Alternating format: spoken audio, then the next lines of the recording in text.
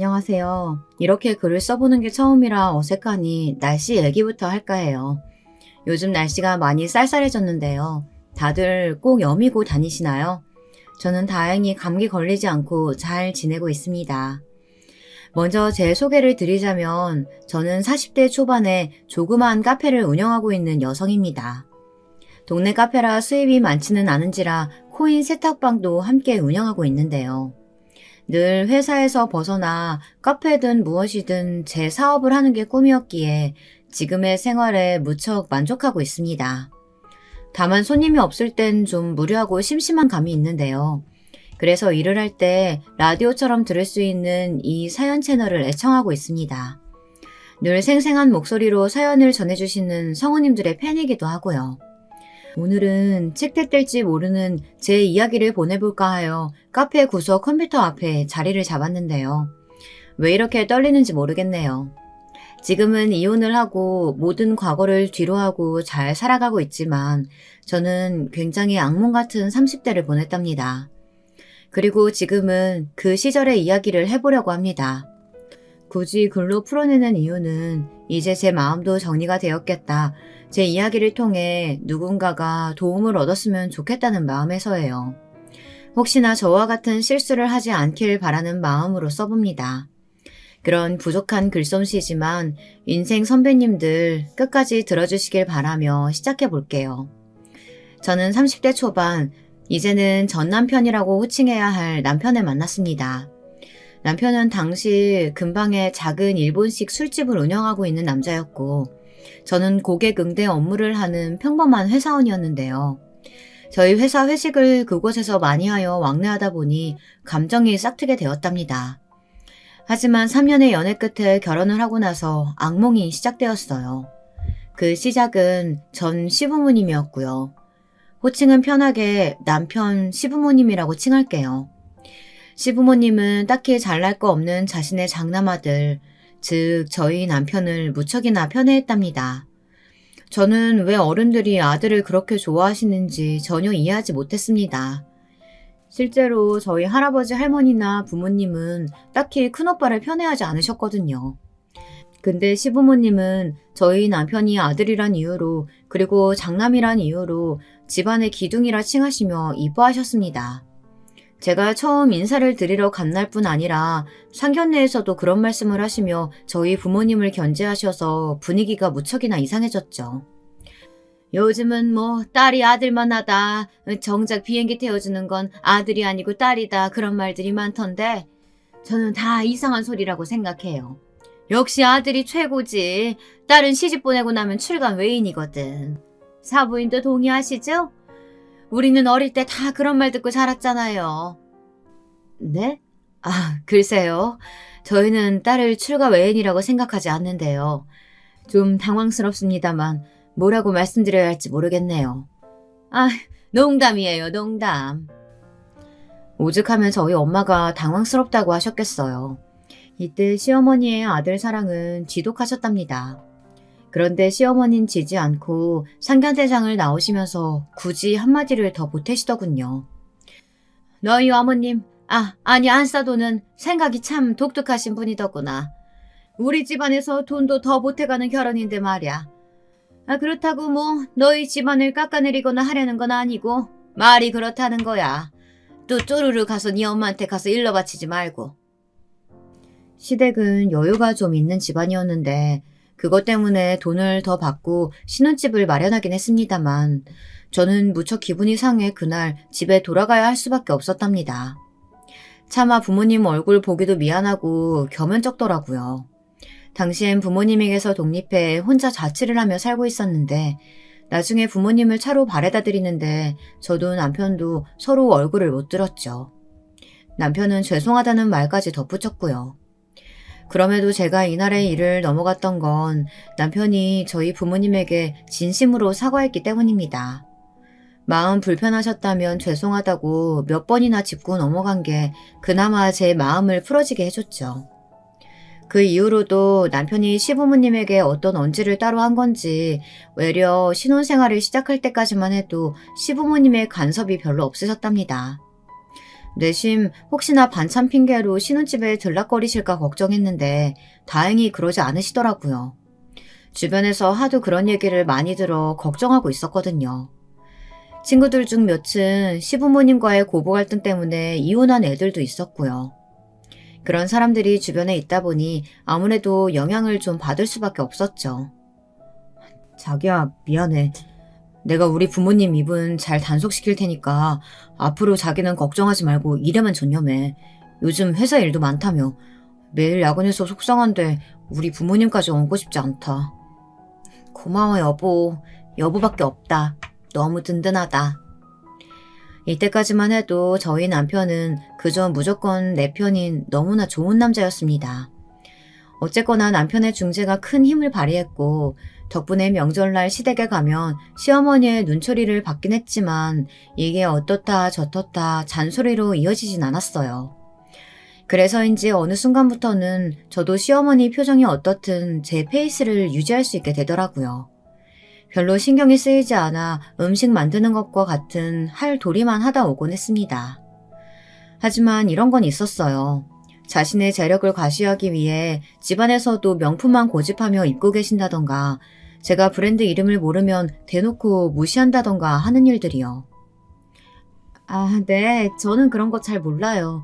근데 브랜드 이름 안다고 꼭 유식하거나 한 건 편견이잖아요. 그쵸? 외려 제 쪽에서 이렇게 받아쳐야 했습니다. 그런데 오히려 시부모님 쪽이 안정되니 남편 쪽에서 문제가 생겼습니다. 이상하게 집착하는 행동이었어요. 다름 아닌 저에게요. 제가 조금이라도 늦게 들어가면 전화가 왔고 회사에서 야근을 한다고 하면 반드시 데리러 왔습니다. 주말에 약속이라도 있으면 매 시간마다 어디서 뭘 하는지 말해줘야 했고요. 저희가 당시 결혼 1년 차였으니 처음엔 이 사람이 나를 너무 사랑해서 그러는구나 하고 넘기려고 했어요. 연애 때 알게 된 사실인데요. 남편에게는 상처가 하나 있었거든요. 바로 과거 아주 사랑했던 여자가 알고 보니 양다리가 아닌 삼다리를 걸치고 있고 그걸 남편에게 떡하니 걸려버린 것이요. 나는 그때 일만 생각하면 너무 가슴이 아파. 어떻게 사람이 사람한테 그럴 수가 있어? 정말 내리 술만 마시고 살았어. 남편에게 상처를 준 그 여자는 삼다리를 걸치며 일종의 선물도 곧잘 요구하고 했다고 합니다. 남편은 사치품에 속하는 것들을 전부 월급을 털어 마련해야 했고요. 그랬으니 충격이 컸다고 해요. 그 이후로 몇 년간 다른 여자를 만나지 못하고 배신감에 부글부글 속만 끓였다고 합니다. 정신과까지 다니며 약도 먹었다고 하더라고요. 그리고 그만큼 힘들어하며 지내다 저를 만나서 그 상처를 치유했다고요. 난 그래서 자기에게 너무 고마워. 자기가 날 떠나지 않고 이렇게 결혼까지 해줘서. 세상에 이렇게 참하고 이쁜 여자가 내 아내라니. 가끔은 내가 로또에 맞은 놈이란 생각이 든다니까. 남편은 말을 이쁘게 잘했습니다. 그건 제 친구들 앞에서도 마찬가지였죠. 그래서 제 친구들은 남편을 향해 저를 향해 너는 결혼 참 잘했다. 나도 소위 너처럼 살았으면 좋겠다 하고 부러움을 티내곤 했어요. 저도 물론 그건 인정하는 바였어요. 남편처럼 한눈 팔지 않고 저에게만 온 사랑을 표현하는 남자, 그런 남자가 드물긴 할 테니까요. 다만 가끔은 그 애정이 과하다는 게 문제였습니다. 그러다 어느 날엔가 큰 사건이 터지고 말았습니다. 제가 회사에서 회식을 한 적이 있었는데 정신없이 이야기를 나누다 보니 남편과 약속했던 12시를 넘겨버린 겁니다. 큰 프로젝트를 끝낸 직후라 다들 할 말도 많고 스트레스도 풀고 싶어 했거든요. 저 역시 그랬고요. 근데 제가 핸드폰이 꺼져 남편의 전화를 확인하지 못하고 노는 사이 갑자기 여사원이 문 쪽을 바라보며 외치더라고요. 어머, 저거 소희 씨 남편 아니야?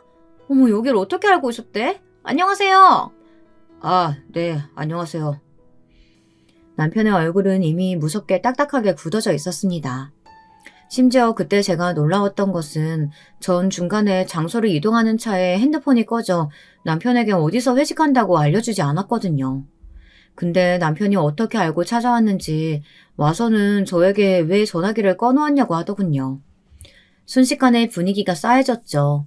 직원들도 남편의 눈치를 보았습니다. 저는 일단 분위기를 무마하기 위해 급히 자리에서 일어났는데요. 남편은 집으로 가는 내내 입을 꾹 다물며 화낸 걸 잔뜩 티내더니 집에 도착하자마자 물건을 집어던지기 시작하더군요. 그중엔 제가 키우던 화분도 있었습니다. 화분에 흙이 와르르 쏟아지자 저도 상황이 장난이 아니라는 걸 알고 겁이 나기 시작하더라고요. 당신 지금 뭐 하는 거야? 아무리 그래도 물건을 던지면 어떡해? 너 나 무시하냐? 나랑 약속한 건 싹 다 잊어버렸어? 술 마시고 쳐노느라?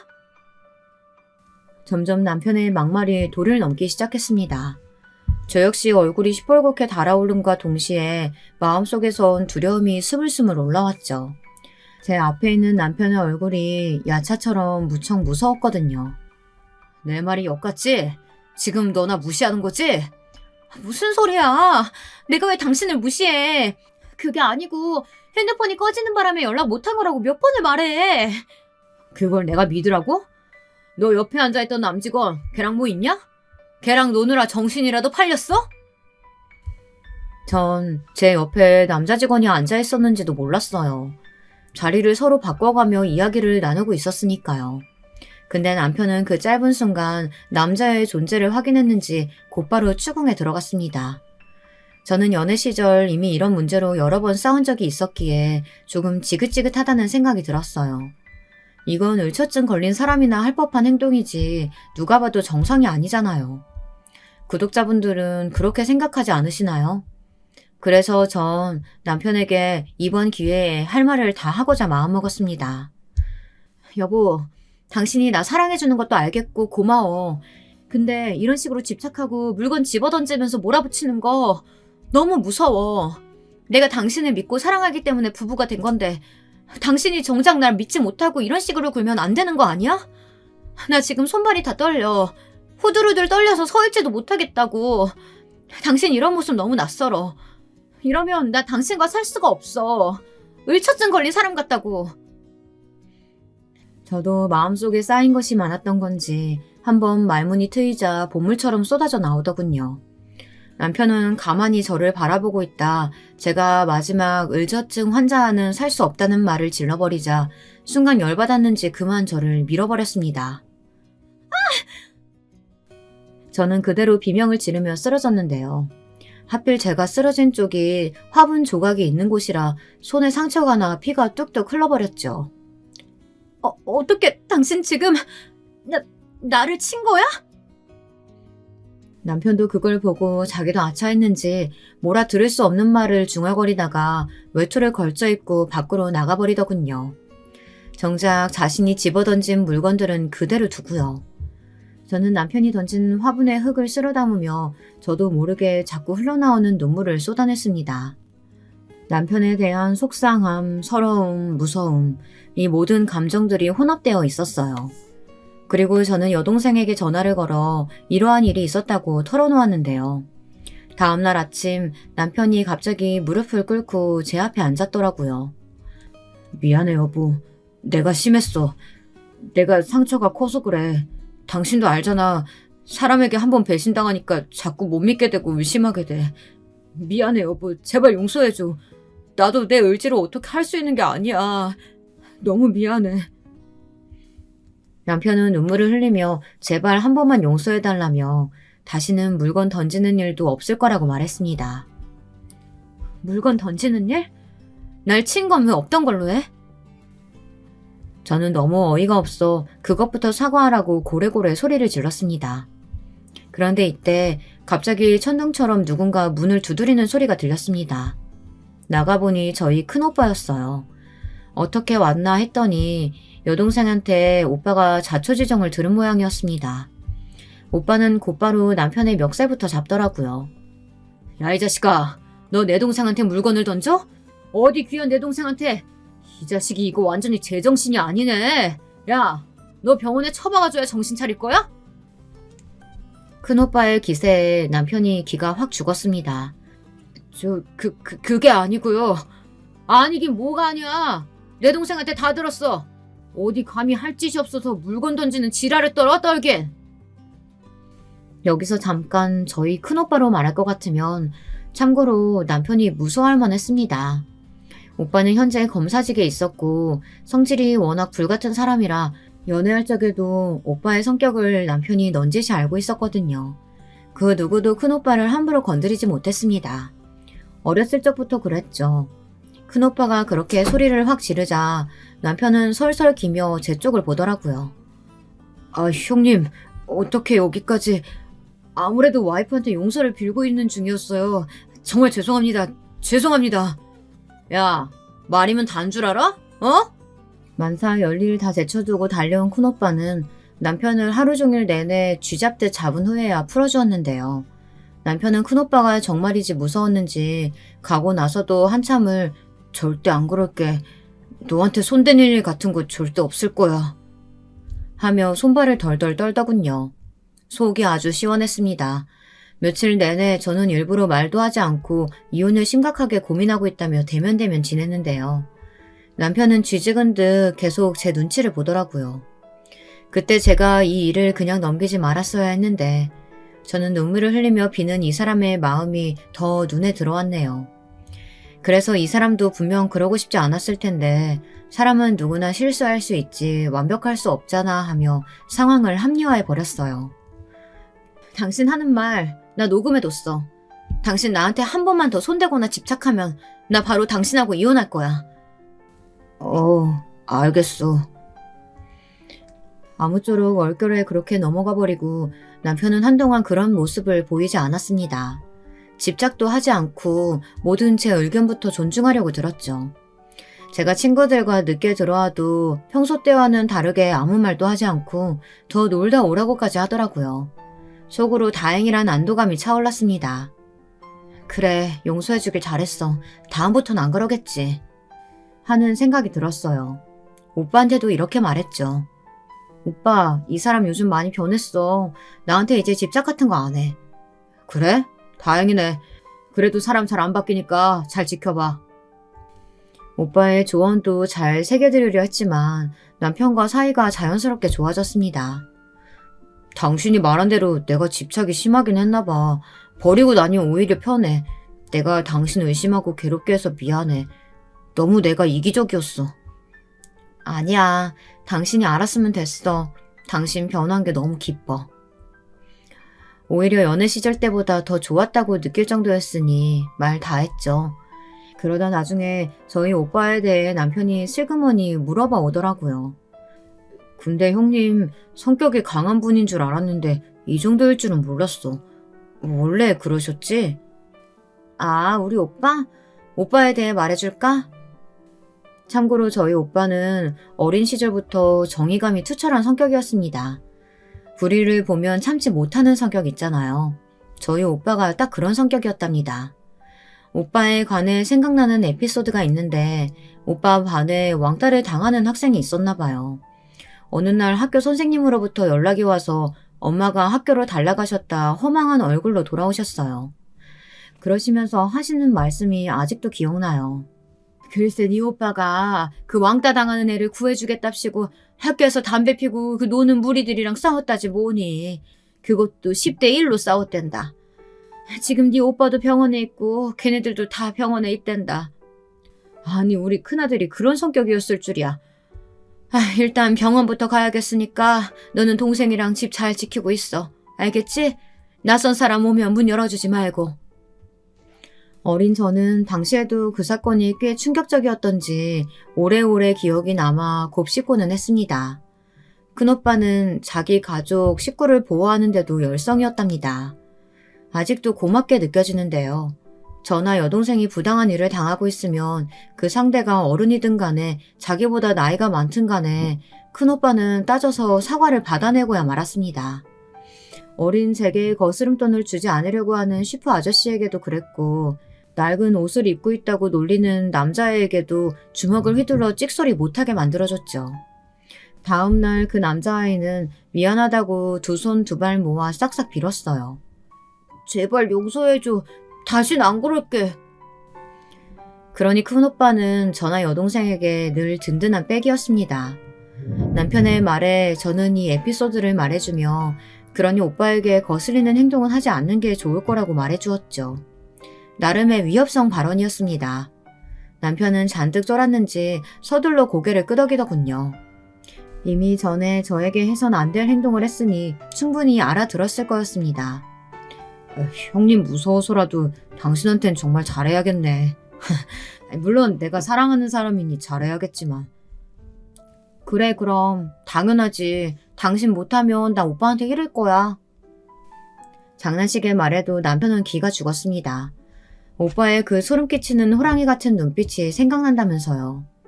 왜냐하면 명절날 모일 때마다 오빠가 남편의 귀를 팍 죽여놓고 갔거든요.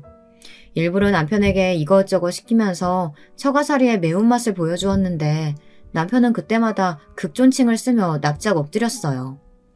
근데 저와 남편의 사이가 조금씩 좋았을 때 다른 방면으로 문제가 있었으니 바로 아이 문제였습니다. 이 무렵 시부모님으로부터의 압박이 특히 심했어요. 저희 친정부모님은 마음 편하게 가지라고 그래야 아이 씨도 들어선다며 압박을 주지 않으려고 했지만 시어머니는 툭하면 저를 불러대어 꾸중을 하시더라고요.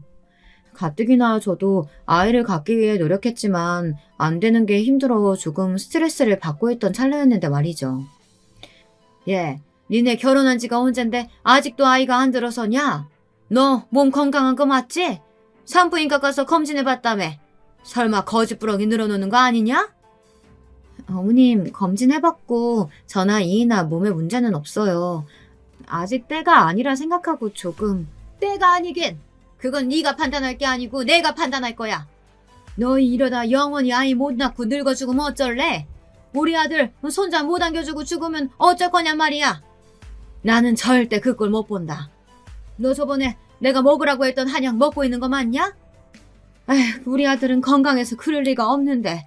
아니 도대체 왜 아기가 안 들어서는 거냐? 아이고 답답해 돌아가시겠네. 엄마 노력하고 있으니까 기다려주세요. 이 사람도 저도 노력 안 하는 게 아니에요. 시어머니는 자기 아들이 있으면 성질을 죽였지만 얄밉게도 저만 있을 땐 더욱 노기에 차 소리를 질러댔습니다. 그러다 어느 날은 제 동생 이야기까지 거들더라고요. 제 동생이 아이를 안 낳고 살고 있었어요. 동생 부부는 아이를 못 가진 게 아니고 안 가지기로 합의를 한 것이었어요. 사실 요즘엔 아이 안 낳고도 사는 부부들 많잖아요. 제 동생도 그런 선택을 했던 것입니다. 그런데 시어머니는 일을 놓고 지적질을 하시더라고요. 이땐 저도 너무 화가 나서 받아치고 말았답니다. 툭하면 며느리에게 너너 하는 것도 모자라 동생까지 싸잡아 욕을 해대시니 인간적으로 너무 짜증이 나더라고요. 내 생각엔 니네 집안 핏줄이 문제인 것 같다. 네 동생도 애 못 가지는 몸인데 너라고 뭐 건강하겠니? 내가 애초에 널 며느리로 받아들인 게 잘못이다. 우리 집안 재력 정도면 나이 어리고 탱탱한 애 며느리로 맞이했어야 하는데 아휴 가방끈도 짧고 나이만 많은 너를 며느리로 들였으니 이게 내 팍복한 팔자겠지. 아이고 두야. 어머님 어떻게 그런 말씀을 하세요? 아니 언제부터 그런 생각을 품고 계셨는지도 궁금하네요. 너무 충격적이라서요. 그리고 아이 못 가진 게 제 잘못도 아니고 왜 이런 일을 저만 붙잡고 말씀하시는지도 모르겠네요. 검사 결과 명확히 말씀드렸고 기다려야 할 일인데 이런 식으로 저를 대하시니 어머님 얼굴 대하기 힘들어요. 아 그리고 제 동생은요 아이 안 낳기로 한 거예요. 못 낳는 게 아니고요. 아이고 또 거짓부렁이네 이게. 안 낳는 거나 못 낳는 거나. 누가 애를 안 낳으려 하니? 안 가져지는 걸 안 갖는다고 말한 거겠지. 어머님 제발 그만 좀 하세요. 선 좀 넘지 마시라고요. 며느리 대접은 안 바래도 인간 대접은 해주셔야죠. 이때 제 비명 같은 외침에 시어머니도 놀라 저를 보다가 선뜻 말을 잇지 못하셨는데요. 아마 거의 제가 죽일 듯한 눈빛으로 노려보고 있었기 때문일 겁니다. 저도 모르게 화난 표정이 그대로 나와버렸는데 침착하게 대응하려 했지만 도저히 그러지 못하겠는 이 상황이 너무도 힘들었습니다. 결국 울면서 시댁을 나와 집으로 갔죠. 친정 식구에게 전화해 제가 당한 일을 토해냈고요. 그러자 저희 친정 쪽은 난리가 났습니다. 특히 오빠가 가장 화가 많이 나 있었는데요. 아니, 애 못 낳는다고 그렇게 말했단 말이야? 요즘 그런 시어머니가 어딨어? 야, 너 당장 이혼해. 아님 시댁이랑 연애 끊던지. 안 끊으면 내가 나설 줄 알아. 네 서방이란 놈도 그 지경이더니 이젠 시부모까지. 오빠는 상당히 분노해서 남편에게까지 전화했습니다. 남편은 이미 오빠에게 한 번 대인 적이 있었던지라 무서웠는지 재빨리 대응하려고 했습니다. 우선 저와 함께 시어머니에게 가서 다시는 아이 문제로 스트레스 주지 말라고도 말했죠. 근데 시어머니의 조급함은 상상 이상이었더라고요. 얼마나 안달이 나셨는지 이번엔 시아버지까지 끌어들여서 난리통을 부리셨습니다. 내가 그럼 얼마나 더 기다려야 되는 거니? 아들, 넌 찰난 우리 집안 장남이야. 재력가 집안에 좋은 씨 가지고 있는데 그 씨를 가진 손자도 못 보고 죽으라고? 난 그렇게 못한다. 너도 어디 남편 뒤에서 여우같이 굴려고 하고 있어? 곰 같은 년이 여우같이 굴어봤자 그게 먹히기라도 할 것 같든? 아, 당신도 한마디 해봐요. 당신이 안 나서니까 며느리 버릇이 안 좋아졌잖아요. 그래, 세아가. 네가 노력은 해야 된다. 앞으로보다 더. 물론 네 시애미가 조금 예민하긴 하지만 틀린 말은 없어. 부부는 애를 낳고 살아야 오래 잘 사는 거야. 시아버지까지 가세하자 너무 섭섭하고 서운했습니다. 시아버진 그래도 저에게 약간은 다정하게 굴어주시고 살갑게 해주셨는데 말이죠. 어머님, 아버님, 정말 꼭 이래서야 속이 시원하세요? 저도 아이 못 가지는 게 스트레스 받고 신경 쓰여요. 이미 영양제도 챙겨 먹고 있다고요. 자꾸 어머님, 아버님이 닥달하시면 저도 편하게 시댁 오기 힘들 것 같아요. 제발 그만해주세요. 말하면서 눈물이 막 흐르는데 다들 무슨 콧물 보듯 신경도 안 쓰더라고요. 제가 아무리 항변해봤자 소용이 없었어요. 시어머니는 더 하셨으니까요. 그리고 저는 이날 남편에게도 단단히 실망을 하게 되었는데요. 여기서 남편이 시어머니 역정에 더 세게 나올 줄 알았는데 그냥 가만히 상황을 지켜보고만 있더라고요. 제가 화살바지가 되든 말든 가네요. 남편에게도 서운해서 집에 가서 한마디 했는데 남편은 딴 곳을 바라보며 한숨을 푹푹 쉬더라고요. 아니 그게 우리 엄마는 나도 어쩔 수가 없어. 엄마 성격이 장난 아닌 건 당신도 알잖아. 그냥 노인네 하는 말이라고 생각하고 넘어가. 그게 속 편해. 그리고 솔직히 말하면 나도 속상해, 아이 못 가지는 거. 이때 저는 남편의 말에 참 황당했답니다. 남편의 부모님이 그 문제를 저에게만 돌리려고 하는 거에 화가 난 건데 남편은 전혀 그 심정을 헤아려주지 않더군요. 오히려 자기도 속상하다느니 불평 불만만 늘어놓고 있었죠. 그런 남편 모습이 얼마나 아이 같고 믿음직스럽지 못한지 단단히 실망한 나머지 그날 이후론 전 남편과 각방을 쓰며 말도 잘 섞지 않으려고 했어요. 대신 엄마가 해주신 조언이 큰 힘을 불어넣어 줬어요. 소희야, 네가 얼마나 마음고생이 심하겠어. 거기다 사돈이 아빠까지 하는데. 엄마도 들으면 너무 속상해. 근데 시어머니란 양반도 마음이 안 좋아서 싸붙이시는 거니까 그냥 한 귀로 듣고 흘려. 그냥 너도 마음 편하게 살아. 그게 제일이야. 엄만 엄마 딸이 그렇게 살았으면 좋겠어. 행복하게. 엄마의 눈물겨운 말을 들으니 정신이 번쩍 나더라고요. 그리고 저는 회사를 이직하게 되며 아이 문제에서 일로 신경을 돌리려고 했습니다. 열심히 일하면서 살다 보면 언젠가 아이는 들어설 거고 너무 신경 쓰지 말자고 생각했죠. 다만 이때 제가 회사를 이직하고 나서 초반에 적응하기가 어려웠어요. 전에 다니던 회사에서 조금 더 큰 회사로 옮겨온 건데 시스템이 달랐거든요. 그리고 회사 내 정치질도 심해 마음고생도 있었죠. 가뜩이나 아이도 안 들어서는 마당에 어쩐지 스트레스가 가중되는 느낌이라 몇 번씩 회사를 그만둘까 하는 생각이 들었습니다.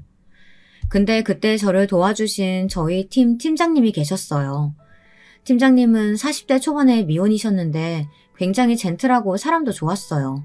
팀원들을 살뜰히 챙겨주시고 저를 위해 업무적인 부분을 많이 배려해 주셨죠. 저는 그런 팀장님이 감사해 커피도 몇 번 사드리며 감사의 표시를 했고요. 팀장님 정말 감사해요. 제가 요즘 일적으로 실수가 많은데 늘 눈 감아주시는 것 같아요. 앞으로 더 열심히 해서 실수 잘 메꿔볼게요.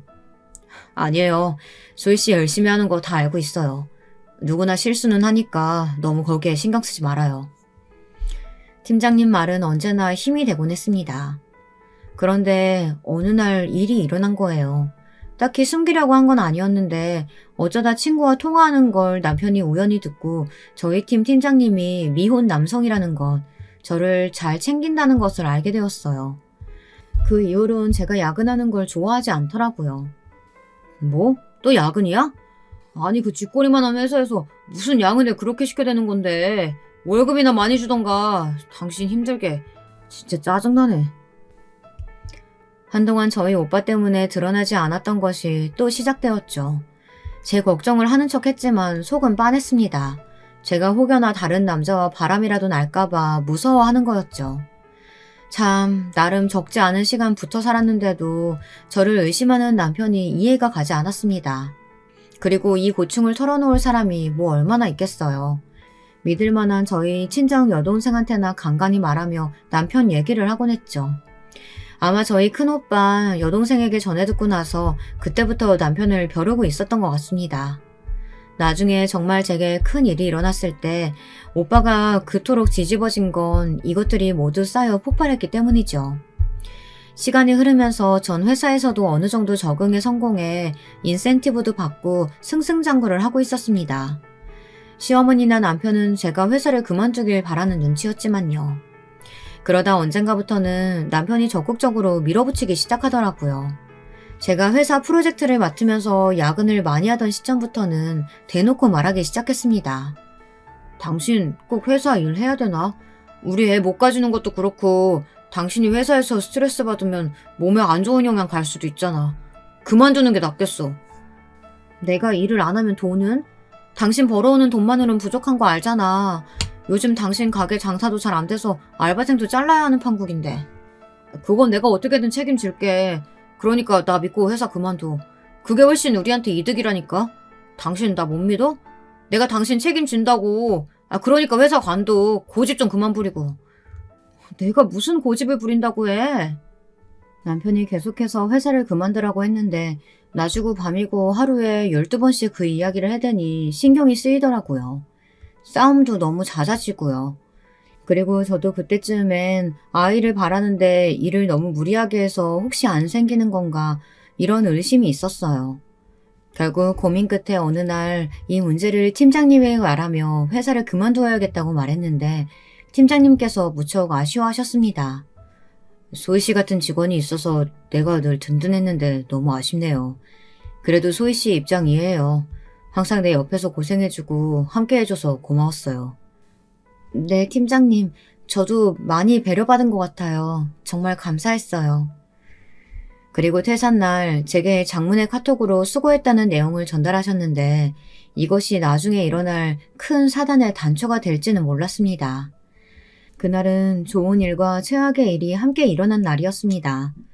생리를 하지 않아 임신 테스트기를 사서 결과를 확인해봤는데 제가 임신을 했더라고요.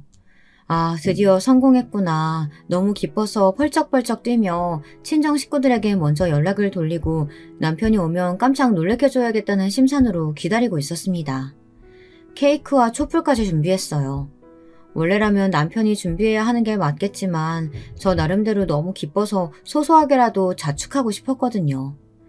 그리고 남편이 돌아올 때만을 기다리고 있다 남편을 맞이했는데 현관문을 열고 들어오는 남편의 표정이 심상치 않더라고요. 뭔가 안 좋은 일이 있는 것 같았습니다. 저는 얼른 기분을 전환시켜줘야겠다 싶어 임신 소식을 알려주었습니다. 근데 그 말을 듣자마자 남편의 표정이 싸늘하게 식더군요. 뭐? 임신? 너 임신했다고? 이런 씨. 남편은 욕설까지 내뱉었습니다. 그러더니 갑자기 제 머리채를 휘어잡곤 바닥으로 쿵 소리나게 찧어버리더군요.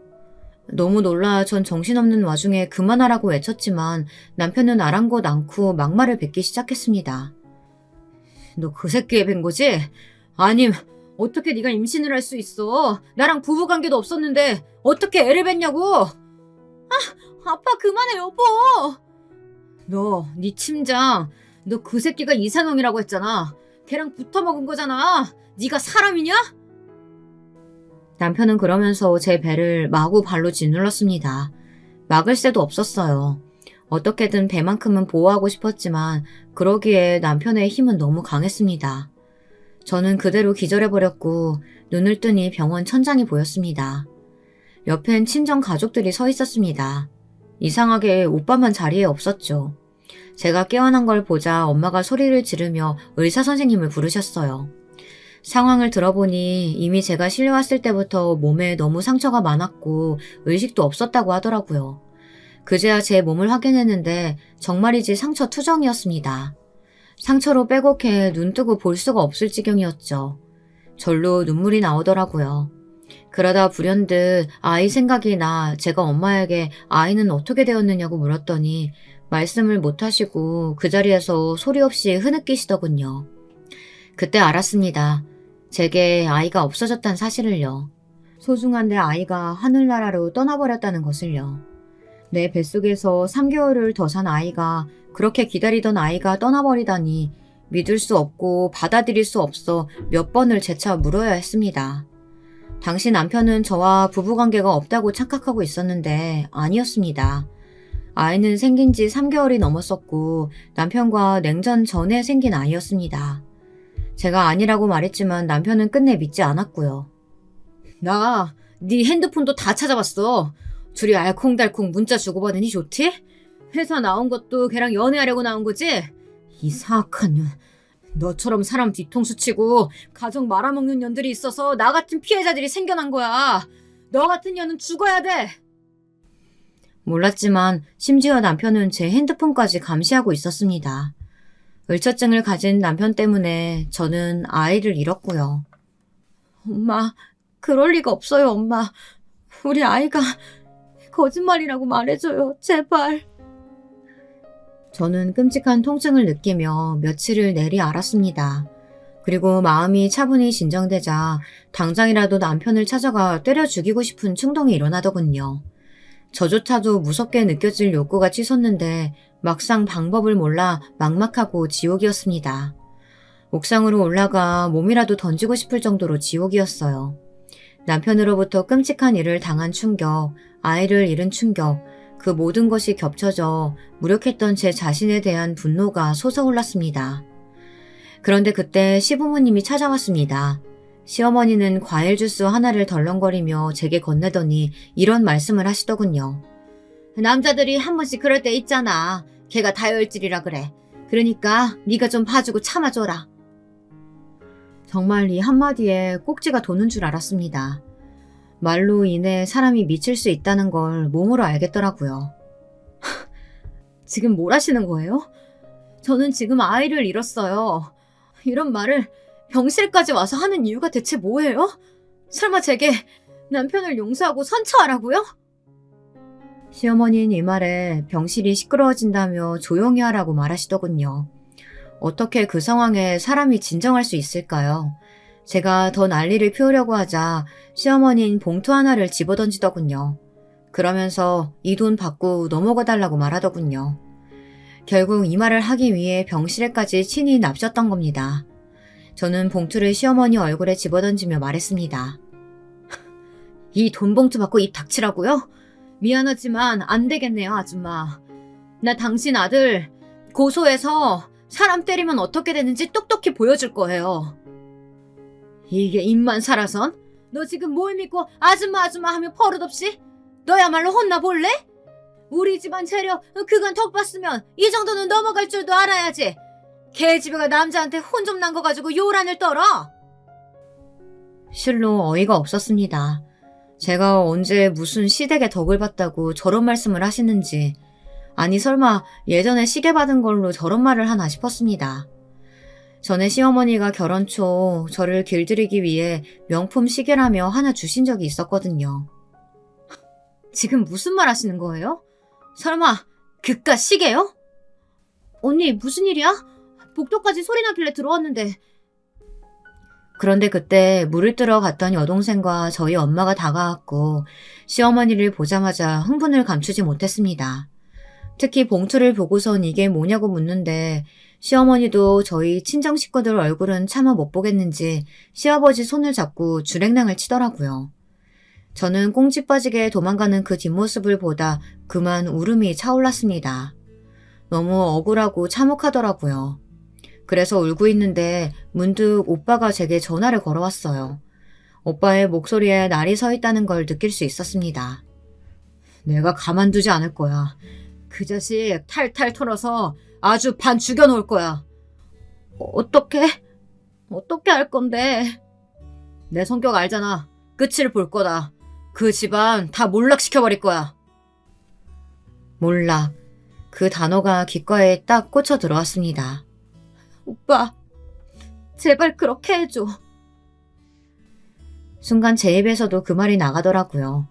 오빠는 전화를 끊고 나서 앞으로 제게 어떻게 할지 문자로 보내주더군요. 지금부터는 그 이야기를 들려드릴게요. 저희 오빠는 우선 남편이 저를 이렇게 만든 거에 대한 수사를 동료 검사에게 진행시켰다고 합니다. 그리고 제게 남편에게 받았던 위협적인 문자들 같은 것들을 부탁했습니다. 물론 증거야 차고 넘쳤죠. 오빠는 그야말로 남편을 아주 개박살 냈습니다. 이미 제가 의식을 잃을 만큼 많이 맞았기에 남편은 당연히 처벌을 받을 수밖에 없긴 했지만 오빠는 무거운 형량을 선고하기 위해 애썼다고 하더라고요. 그 자식 절대 편하게 살게 안 냅둬. 지가 누굴 건드렸는진 보여줘야지.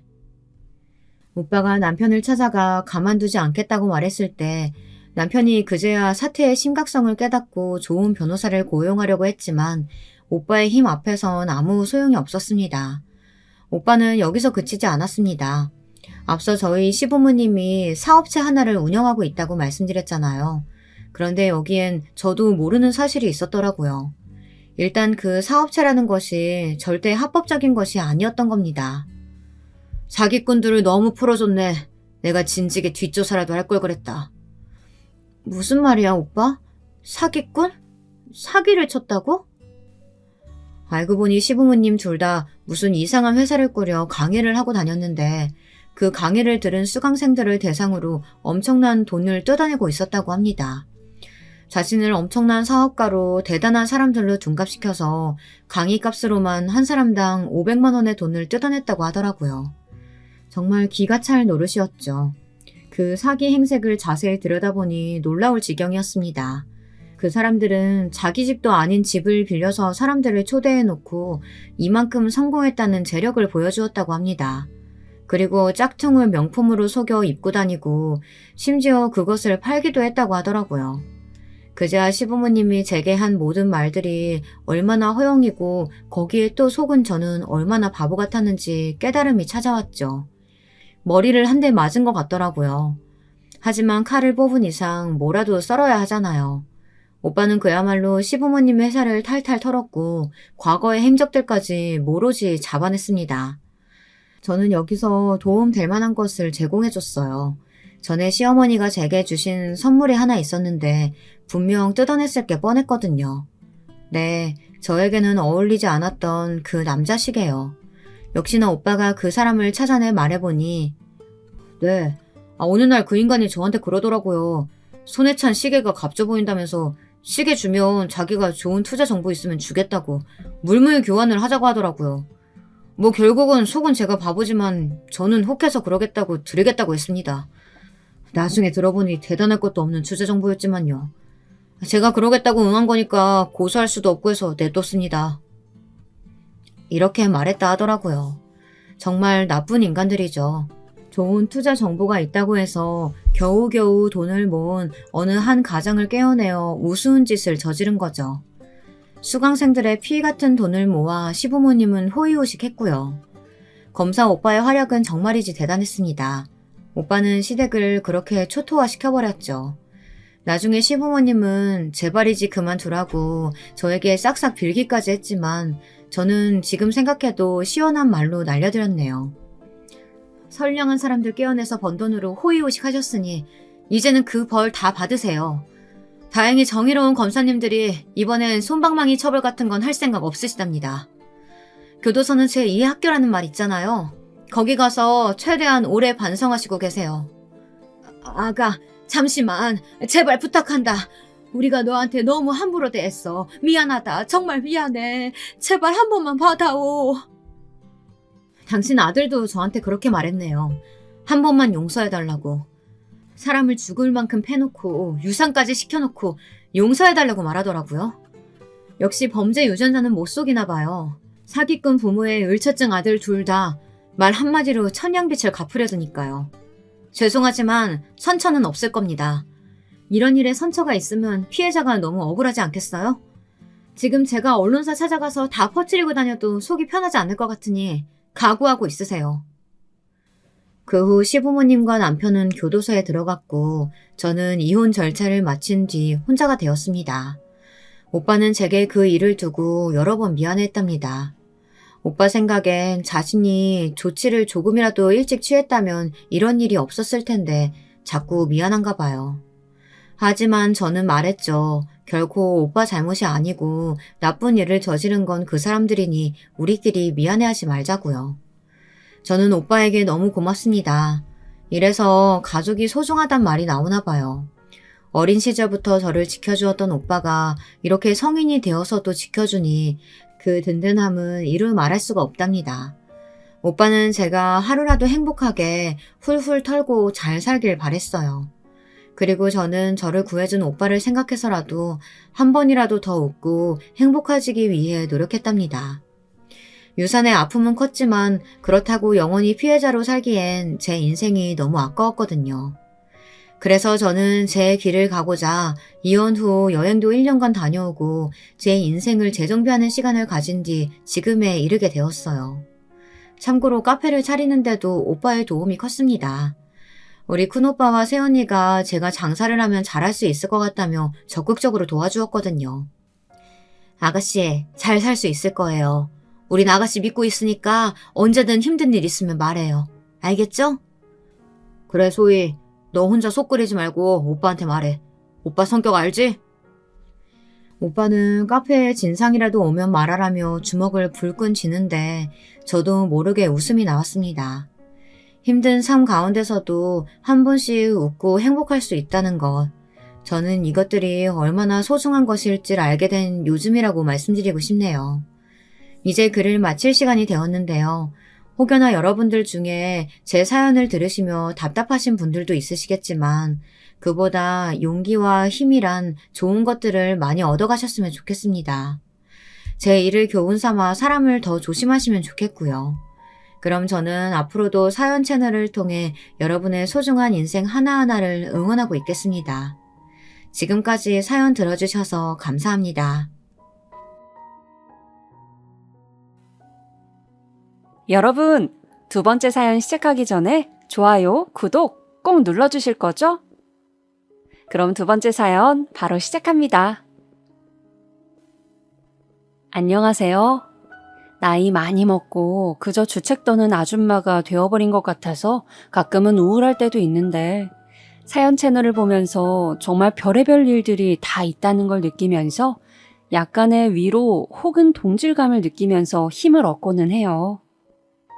제가 누군지 제 얼굴을 모르는 분들에게라면 허심탄회하게 지난 이야기를 꺼내볼 수 있을 것 같은 용기가 생긴 탓이에요. 어떤 반응들을 보이실지 상상을 해보자면 덜컥 겁도 나지만 이왕 사연을 써보기로 했으니 가감없이 써보렵니다.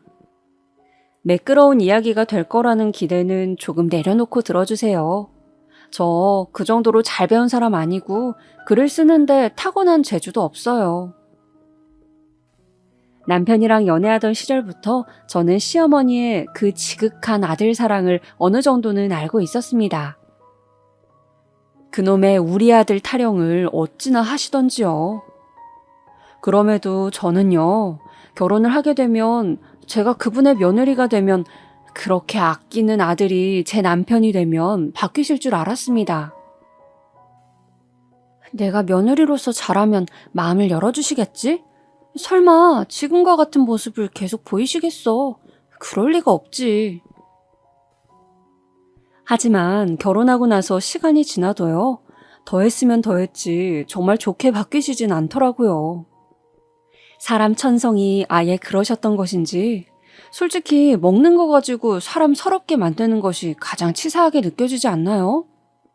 그런데 시어머니께서는 꼭 먹는 밥상머리 앞에서 저한테 핀잔 주시고 서럽게 만드셨던 분이었어요. 예, 너는 나랑 둘이서 찬밥이나 먹자. 네? 어머니, 저번에도 저는 찬밥 먹었던 것 같은데요. 집에 찬밥이 있으니까 그렇지. 그럼 이거는 누가 먹으란 말이니? 안 먹고 갖다 버려야 한다는 그런 말이니? 혼자 먹으란 것도 아니고 나도 찬밥 먹는다는데 너는 애가 참 불만도 많아. 그쯤 되면 일부러 남겨두셨던 게 아닌가 싶었을 정도로 시댁에는 꼭 찬밥이 있었죠.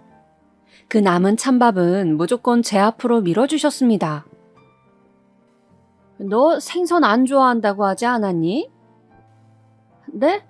그거는 그때 고등어가 많이 비렸어서 그랬던 것 뿐인데요. 고등어 잘 못 먹는데 조기는 왜 먹으려고 그래? 너는 거기 앞에 나물이나 먹어라. 많이 있으니까 열심히 집어 먹어도 아무도 뭐라 안 그래.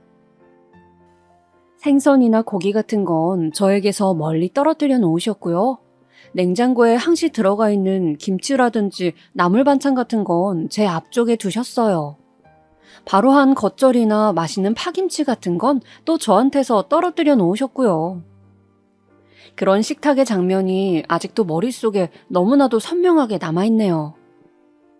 제가 고기 쪽으로 젓가락을 뻗으려고 치면 저를 째려보시면서 꼭 그렇게 눈치를 주셨죠. 저도 고기 좋아하고 생선 먹을 줄 알았는데요. 그리고 정말 시어머니가 얄밉게 느껴졌던 부분이 고기나 생선이 아니더라도 제가 맛있게 먹는 반찬이 있잖아요. 그러면 꼭 그걸 저한테서 멀리 떨어뜨려 놓으셨어요. 제가 미역줄기 볶음을 유달리 잘 먹었는데 그걸 보시고는 슬쩍 옮기시더라고요. 식사 다 끝나고 가족들이 큰 상에 모두 둘러앉아서 과일 같은 후식 먹잖아요. 정리하는 거 다 마친 제가 거기에 끼어서 같이 먹으려고 치면 으이그 곧 죽어도 먹고 싶은 건 다 먹어야 직성이 풀리는구만 그래. 좀 참을 줄도 알아야지. 그래야 며느리로서의 미덕이지. 저한테 이런 망신을 주셨어요. 말씀만 들어보자면 저는 무슨 대단한 식탐을 지닌 사람처럼 보였을 거예요. 그까짓 과일 한 조각 먹으려고 들었다가 왜 먹고 싶은 걸 다 먹고 살려고 하냐며 훈계를 들었습니다. 기분 더러워서라도 안 먹고 말았습니다. 그래놓고 후식상 정리하는 것은 저의 몫으로 돌리셨고요. 시어머니께서 이러시니까 저도 이 문제 때문에 남편이랑 종종 싸우게 되었어요. 오죽하면 남편도 자기 엄마인 시어머니께 제발 그런 언행 좀 하지 마시라고 뭐라고 할 정도였네요. 그런데 웃긴 건요. 남편이 뭐라고 막 그러면 시어머니께서 그렇게 서러워하셨어요. 지금 생각해보면 그저 서러워하는 척만 하신 걸 수도 있지만요. 그래서 꾹 누르고 되는 대로 참고 살았습니다. 어쨌거나 시어머니의 아들 사랑은 아주 지극하셨고 남편 또한 소문난 효자까진 아니더라도 효자 반열에 끼는 정도는 되었으니까요. 그러다가 어느 날 제가 처음으로 폭발하는 건수가 생겨버렸습니다. 손질 닭이 세일을 엄청 많이 하길래 그걸로 찜닭을 맛있게 하셨다고 연락이 온 거예요. 저희 부부 보고 저녁 먹으러 오라는 말씀이셨죠. 솔직히 갑작스럽게 그런 연락을 받으면 번거롭고 귀찮은 마음도 있잖아요. 그런 거 뒤로 하고 그래도 준비하신 정성이 있을 테니까 남편 퇴근에 맞춰서 부랴부랴 갔습니다. 예, 너는 나랑 찬밥이나 먹자. 너 찬밥 좋아하니까 괜찮지? 와, 그런데 저한테 대뜸 찬밥 얘기를 꺼내시는 거예요. 새로 한 밥으로 먹고 싶다고 하니까 슬쩍 눈을 째리셨습니다. 찬밥이 찜닭 양념 국물하고 더 잘 어울리니까 그냥 먹으라네요. 너무 짜증났는데 보니까 정말로 찬밥 양이 꽤 되더라고요. 새로 한 밥은 넉넉한 정도는 아니었고요. 그래서 그냥 원래 있던 찬밥이랑 저는 먹게 되었습니다. 제가 닭다리도 아니고 닭갈비 부분을 집어들었을 때 시어머니께서 당신의 젓가락으로 제 젓가락을 탁 치시는 겁니다. 그러시고는 남편 쪽이랑 가까이 있던 닭가슴살을 집으셔서는 냉큼 제 밥그릇에 쏙 올려주셨어요. 이런 게 진짜 백이야. 살이 제일 많잖니? 기름기도 적어서 아주 건강에 좋지. 그러니까 너는 이거 가슴살이나 열심히 많이 먹어라. 가슴살 더 있으니까. 시어머니께서 희죽희죽 웃으시면서 그 말씀을 하시니까 식탁 위에 조용함만 감돌았습니다. 가슴살을 특별히 선호하지 않는 이상 닭다리라든지 부드러운 부위가 더 맛있고 인기 있는 건 당연한 거 아닌가요? 그런데 저한테는 가슴살 부위만 먹으라뇨. 가뜩이나 새로운 밥보다 밥도 부드럽지 않았는데요. 그냥 말씀하신 것도 아니고 실실 웃으면서 그러시는 모습에 옆에서 남편도 깜짝 놀란 눈치였습니다. 그래서 남편이 뭐라고 한마디를 꺼내던 찰나 제가 자리에서 일어났습니다.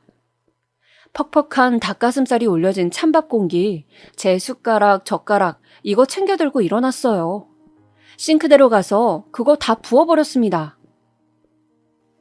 너 지금 뭐 하는 거니?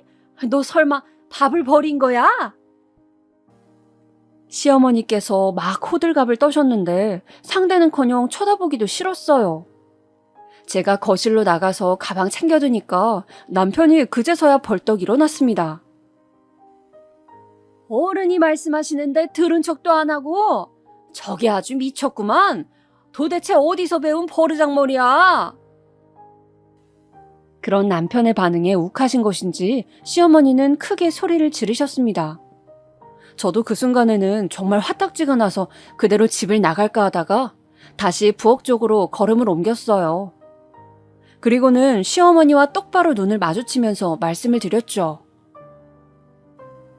제가 무슨 잔반 처리하는 마당 똥개인 줄 아세요? 와, 진짜 하다 이렇게까지 더럽고 치사하게 나오실 줄은 몰랐어요. 몸에 좋은 닭가슴살 원 없이 드시길 바랍니다. 저는 닭가슴살 안 좋아해서요. 전혀 먹을 생각이 없거든요.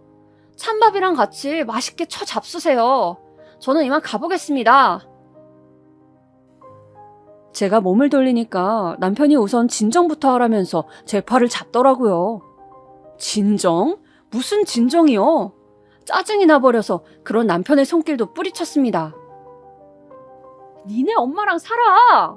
왜 나랑 살아서 나한테 이런 꼴을 보이는 거야? 니네 엄마한테 사랑 많이 받으면서 그냥 살아. 생선 가시 발라주고 닭은 부드러운 살만 골라주는 그런 엄마랑 살면 편하고 좋을 거 아니야. 왜 나랑 살아? 그 순간에 그렇게 말을 하면서 눈이 돌아갔었던 것 같아요. 남편한테 그런 식으로 말을 해본 것은 맹세코 그 순간이 처음이었습니다. 어디 감히 자기 아들한테 막말을 쏟아붓냐면서 시어머니께선 거의 뒤로 나자빠지신 수준이었고요. 저지르고 나니까 그때 정말 손이 막 부들부들 떨리고 심장이 쿵쾅쿵쾅 뛰었습니다. 왠지 겁도 나는 듯한 기분이었지만 속은 후련했죠. 그게 바로 저란 며느리가 시어머니 시댁하고 멀어진 계기였습니다. 남편한테는 살짝 사과를 하긴 했었어요. 어머니께 나쁜 소리 더 할 자신이 없으니까 그 배짱이 부족해서 당신한테 괜히 더 뭐라 하면서 화를 풀어버린 것 같네. 그건 정말 미안해.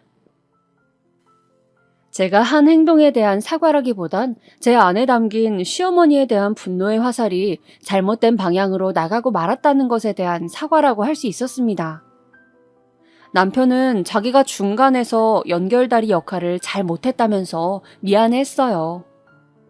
대학 가기 전까지만 해도 마마보이처럼 시어머니 치마폭에 쌓인 채로 살아왔던 게 남편이었다고 했습니다. 그렇게 어렸을 때부터 자라와서 살아왔었으니까 시어머니의 마수에서 벗어나거나 반하는 언행을 하는 게 힘들기도 했었을 거예요. 제가 시어머니께 그렇게 화를 내고 말았던 것은 비단 먹는 문제로만 저를 서운하게 만드시고 무안 주신 게 아니었기 때문입니다.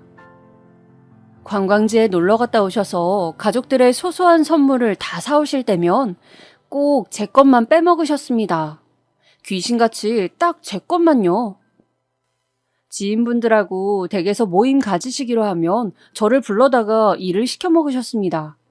제가 신경 써서 화장하고 옷 입으면 너는 아주 때깔이 환하고 밝은 게 좋아 보인다. 내 아들은 피골이 상접해서 얼굴이 쬐까칠하더만. 이런 식으로 저한테 핀잔을 주셨습니다. 반대로 제가 수수한 행색으로 있을 때면 암만 유부녀가 되었어도 여자는 여자인 것을 너는 꼬라지가 그게 다 뭐니? 내 아들이 딴 여자한테 눈 돌아가도 너는 아무 말을 할 자격이 없어. 이런 어이없는 내용의 잔소리를 하곤 하셨죠. 하나하나 적자면 진짜로 끝이 없어요. 세월이 지났음에도 바로 떠오르는 건수만 수십 가지가 넘을 정도예요. 그러시면서도 시어머니께선 참 특이하셨던 점이 제가 직장 다니는 걸 싫어하셨다는 사실입니다. 직장이라고 해봤자 대단한 일도 아니었어요. 작은 사무실에서 소일거리나 받아서 처리하는 말단 사무원이었던 것을요. 아시죠? 그런 일은 돈도 얼마 못 받습니다. 특별한 능력을 요구하는 업무가 아니니까요. 제가 가방끈도 짧고 있는 인맥도 전혀 없어서 그런 일이나마 감지덕지 다녔어요. 그런데 시어머니께서는 제가 결혼하고 나서도 일을 그만두지 않는다면서 이 점을 무척 마음에 안 들어 하셨습니다. 처음에는 그 이유를 몰랐는데 시간이 좀 지나고 나서 알게 되었었죠. 적은 돈이나마 제가 경제활동을 하니까 당신이 양껏 저를 휘두르면서 조종하는 게 안 되셨던 거예요. 제가 아무런 능력이 없어서 당신의 입맛대로 저를 굴리면서 실컷 구박하실 수 있으셨을 텐데 말이죠. 아무튼 시어머니로부터 이런저런 서러운 일, 잔소리를 들어가면서 저는 노이로제가 왔습니다. 심지어 저는 결혼해서 아이를 연년생으로 낳았거든요. 둘 다 아들이었고요. 아들만 연이어서 둘 낳고 키우자니 그야말로 삭신이 쑤셨습니다. 연달아 임신과 출산을 반복하면서 이때 제 경제활동 경력이 끊기게 되었던 것이죠. 시어머니께서 육아를 좀 도와주셨으면 정말 감사하고 좋았을 텐데 아쉽게도 전혀 기대할 수가 없었네요. 혹시 강아지나 고양이 같은 반려동물을 예뻐할 줄만 알고 키우는 과정에는 참여 안 하는 사람들을 주변에서 보신 적이 있으신가요? 저는 시어머니께서 그런 유형의 사람이었다고 생각을 해요. 당신의 손자들을 정말 예뻐하실 줄만 알았지 당신의 시간과 체력과 애를 다하여 돌봐주시려는 마음은 일절 없으셨어요. 우리 손자 잘났다고 어화둥둥 하시다가도 애 기저귀 갈 때 되면 꼭 저를 부르고 찾으셨죠. 그랬던 분이셨으니 시댁과 멀어지는 것이 저는 아쉽지 않았던 것 같아요. 애들이 둘 다 갓난아기 때부터 예민하고 잘 우는 애들이었어요. 소음에도 민감했고 낯선 곳에 가면 자지러지게 울기도 했습니다. 둘 다 그랬기 때문에 저는 애들을 키우면서 늘 전쟁이었고 항상 피골이 상접해 있었어요. 저희 애들을 봤던 분들 다 하나같이 그러셨어요. 이렇게 키우기 힘든 애들은 처음 본다고요. 이렇게 유별나게 구는 애기들도 세상에 다 있었냐고요. 정말 그 정도였어요. 어디를 마음 편하게 데리고 나갈 수가 없었네요. 천만 다행이었던 점은 바로 옆집이 저희 애들보다 3살 위의 아이를 키우는 집이었던 점이에요. 그 집하고 제가 잘 지냈거든요. 그 집 아이 태어나고 얼마 안 됐을 때 제가 급하게 이틀을 그 아이를 봐준 적도 있었고요. 그래서 외출할 일이 생기면 옆집에 저희 애들을 맡길 수가 있었습니다. 제가 친정이 없다시피 해요. 저희 친정집은 공중분해가 되었거든요. 뿔뿔이 흩어졌어요. 그래서 늘 외로웠던 저는 결혼을 일찍 하고 싶다는 생각이 있었고요. 제가 친정이 없는 셈이나 마찬가지라서 시어머니를 비롯한 시댁 식구들이 저를 얕잡아보고 우습게 본 것이었죠. 그 당시에 옆집은 마치 저의 친정 식구처럼 느껴졌습니다. 유일한 쉼터 같은 곳이었네요. 저희 애들도 바로 옆집인데다가 집의 구조도 같다 보니까 낯설어하지 않아서 맡길 수 있었고요. 저는 찬밥과 닭가슴살 사건 이후로 시댁에 발길 끊었다가 명절이 돼서 그때는 어쩔 수 없이 찾아뵈었습니다. 시어머니께서 좋은 소고기로다가 국물 내서 떡국 끓이실 거라고 남편을 통해서 말씀을 전해오셨거든요. 꼭 먹으러 오라고 하시더라고요. 그래서 못 이기는 척 가봤습니다.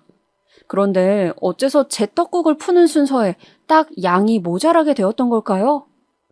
다른 가족들 그릇에는 거의 넘칠 만큼 떡국이 가득했는데 일부러 제 것에는 부족하도록 그러셨던 거겠죠. 저는 양이 적어도 그냥 그대로 먹으려고 했건만 시어머니께서 갑자기 제 몫의 그릇에다가 수돗물을 틀어서 부으셨습니다.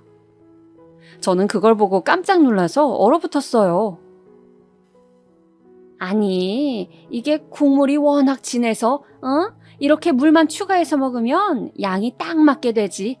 봐라, 이러면 이제 됐다. 시어머니께서 그렇게 말씀하시는데 제가 네, 그렇네요, 알겠습니다 라고 어떻게 말을 할 수가 있었겠어요. 어떻게 그걸 먹을 수가 있었겠냐고요. 저는 그냥 한숨만 푹 내쉬면서 자리를 떴습니다. 이번에는 용케 그 떡국을 싱크대에 안 부었네요. 남편한테도 이런 방구도 없이 그냥 시댁을 나섰어요. 그리고는 제발 이혼 좀 해달라고 그랬습니다. 다른 거 아무것도 생각하기 싫고 그냥 이혼만 하고 싶다고 넋이 나간 채로 말했어요.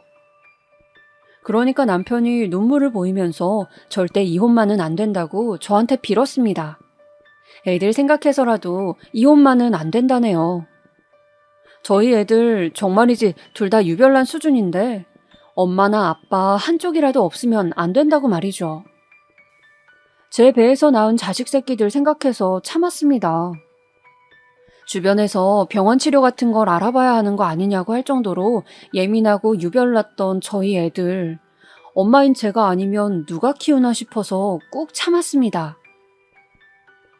남편은 앞으로 제가 시댁 쪽하고 교류하고 부딪히는 일 없도록 중간에서 딱 자르겠다면서 약속을 해왔어요. 제가 시어머니와 연관된 이야기를 길게 적은 것은 제 가슴 속에 어떤 앙금 혹은 후회 같은 것들이 남아있기 때문인지도 모르겠습니다. 여기까지만 보면 기댈 데 없는 여자가 뭣도 모르고 일찍 결혼해서 시댁한테 시달리면서 아들만 연년생으로 둘 낳고 그 아들 2명마저 유독 키우기 힘든 애들이었다. 이 정도의 이야기로 끝날 것만 같은데요. 상황이 급격하게 반전을 맞이한 것은 이후의 일이었습니다. 그러니까 제가 시어머니와 완전히 틀어지고 난 뒤에요. 남편이 혼자서 시댁을 다녀오던 길이었습니다. 똑똑하게 기억하는 점은 제가 그날 남편한테 시댁에 가지 말라고 그랬었어요.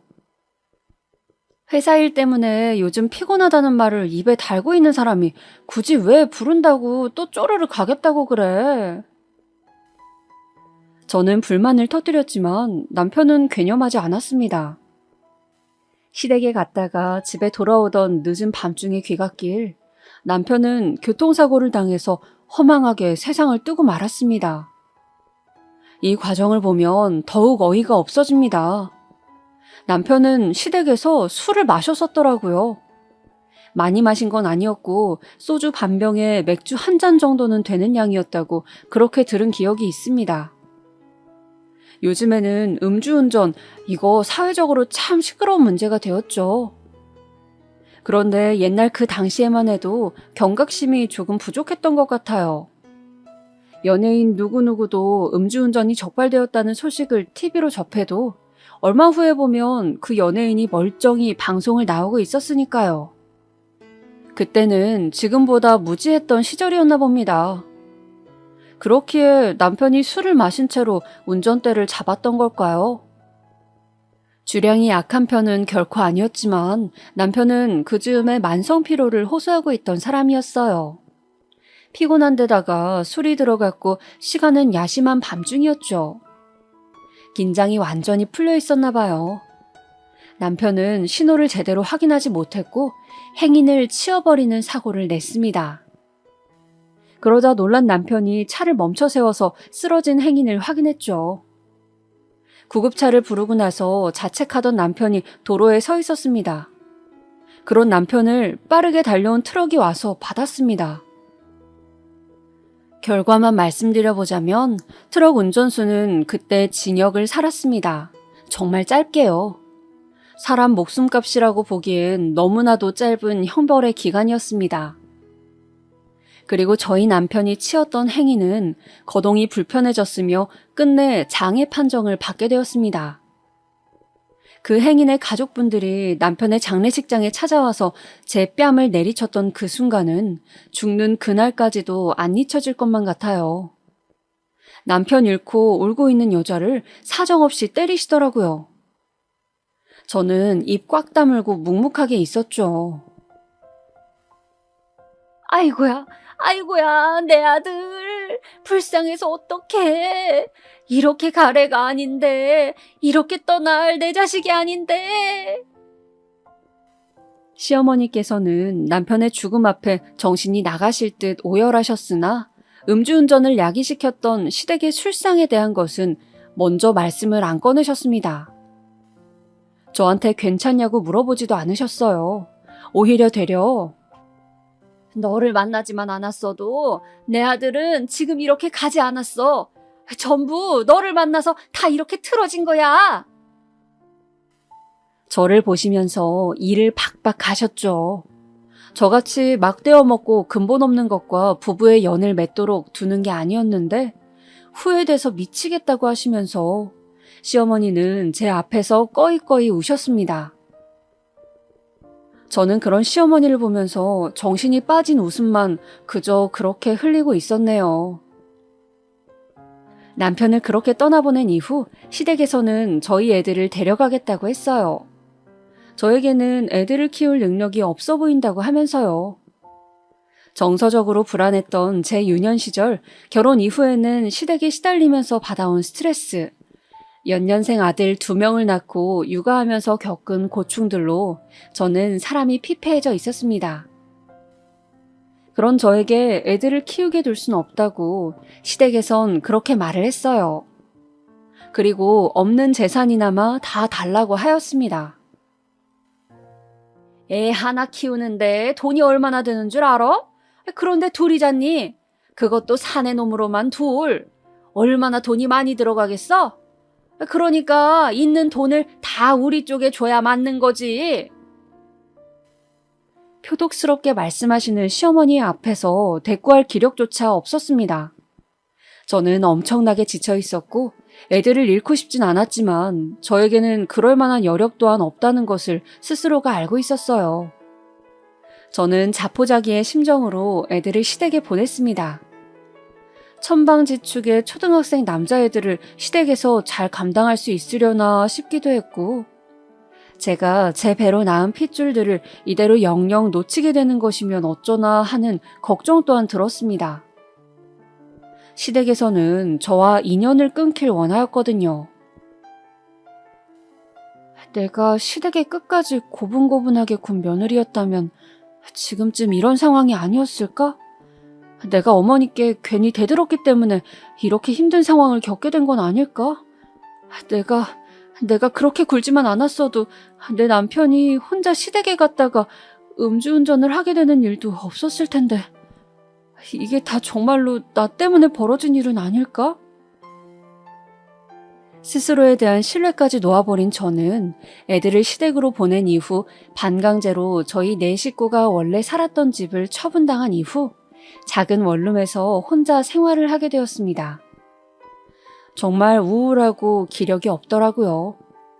이게 사는 의미라는 것이 있는지 하는 고민만 하루에도 10대번씩 하고 살았던 것 같아요. 그래도 내 새끼들, 아직 어린 내 새끼들이 있는데 어떻게 엄마로서 그런 나쁜 마음을 먹을 수가 있어? 아이들한테 아빠에 이어서 엄마까지 잃게 할 셈이야? 정신 차리자 제발.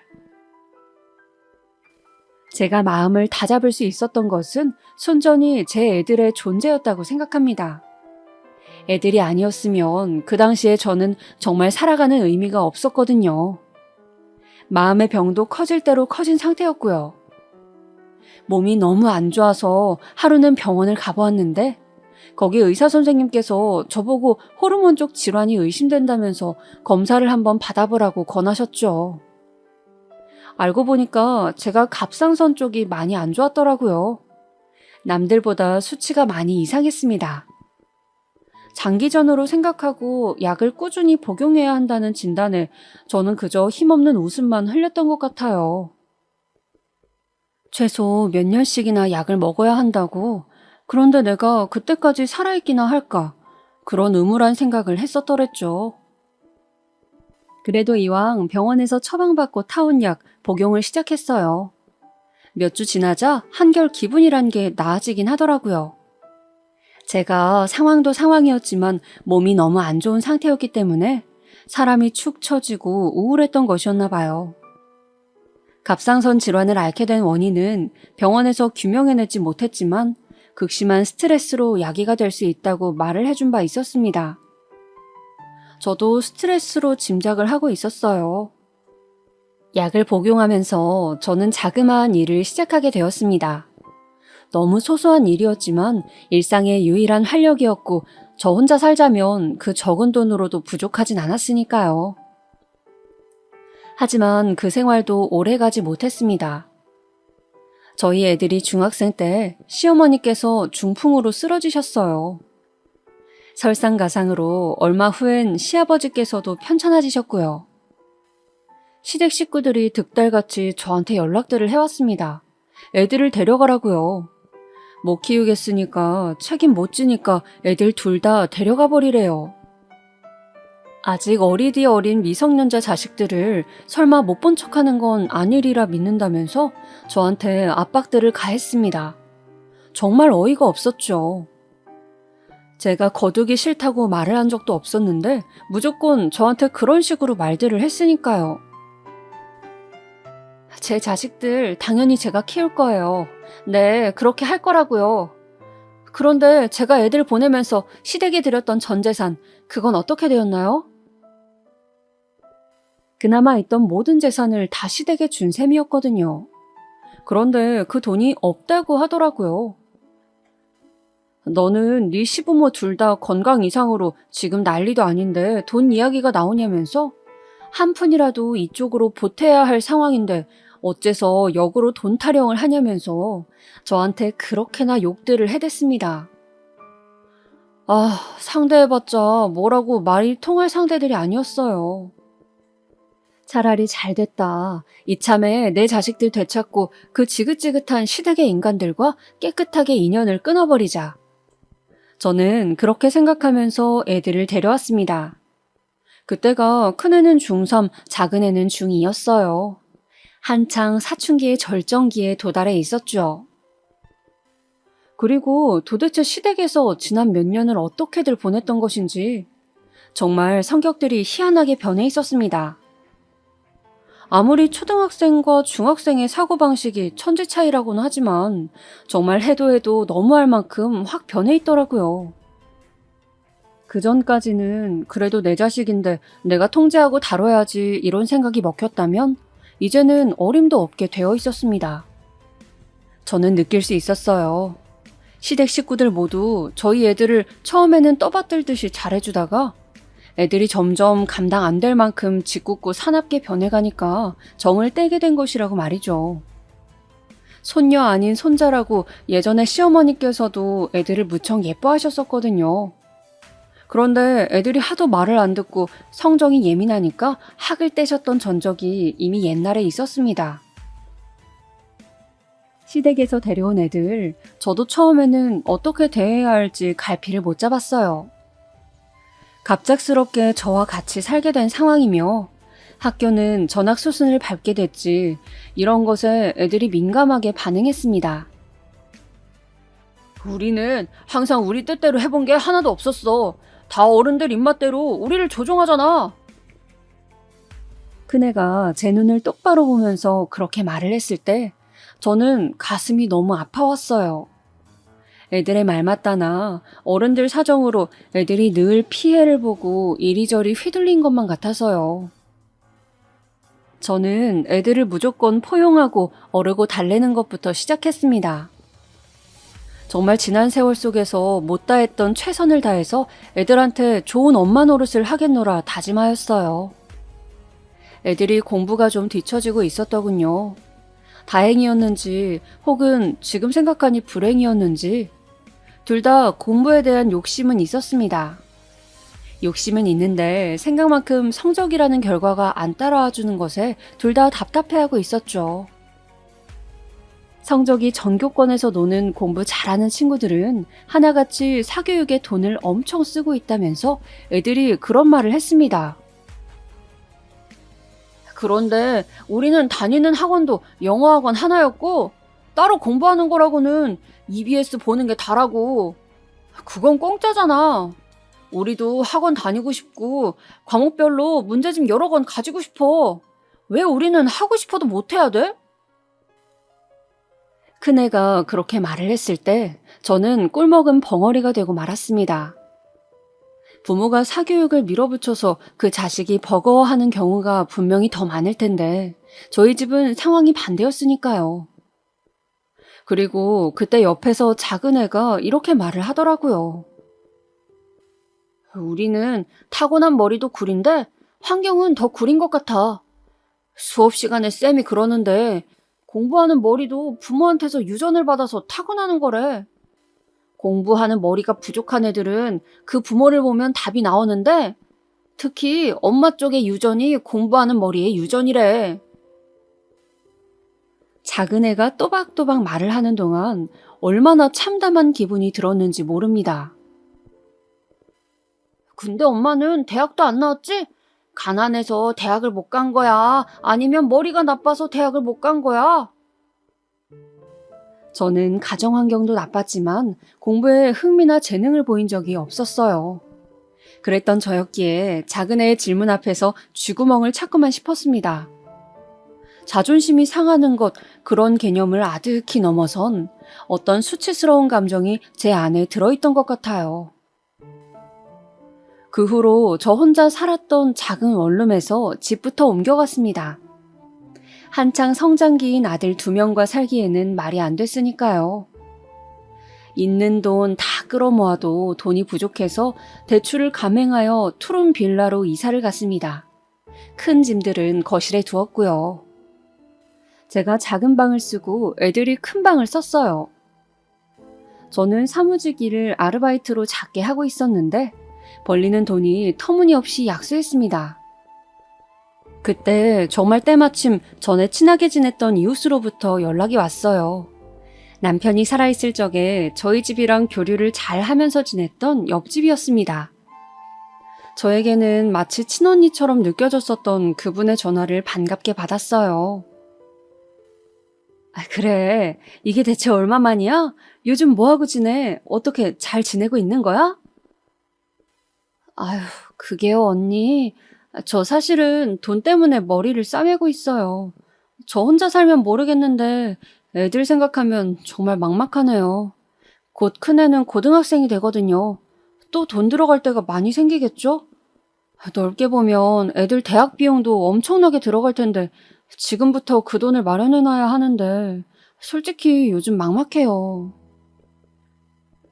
그랬더니 그분이 곰곰하게 생각하는 눈치로 자기 아는 언니를 통해서 일자리를 알아봐 줄 수 있는데 어떻냐고 물어오는 거예요. 저는 고민할 것도 없이 무조건 부탁드린다고 그랬습니다. 보니까 그게 단란주점의 주방 일이었더라고요. 간단한 주방 보조 일이었는데 인력 구하기가 정말 애매한 시간대라서 거기 사장님이 난감해하고 있었습니다. 기존에 일하시던 분이 집안에 환자가 생겨서 급하게 간병을 하러 가느라 길게는 3달까지 자리를 비우신 것이라고 했어요. 사람 구하기가 애매한 시간대인데다가 2달에서 3달만 일할 사람을 찾는 것이었으니 구인 작업이 힘들었던 것이죠. 저는 오히려 장기전이 아니라서 할만하다 싶어서 그 일 하겠다고 그랬습니다. 작은 업무였지만 사무직 아르바이트도 하고 밤에는 주방 보조 일을 하려니까 정말 초반에는 적응이 안 돼서 피곤함으로 죽는 줄 알았어요. 게다가 저는 집안일도 다 도맡아서 하고 애들 밥도 차려놔야 했으니까요. 하지만 이악 물고 버텼습니다. 그리고 2달이 되었을 때 그쪽은 내가 보니까 음식 만드는 센스는 영 아닌데 사람 대하는 눈빛이 아주 매력적이야. 혹시 일자리가 필요한 거면 다음 달부터는 노래방 일 나가보는 거 어때요?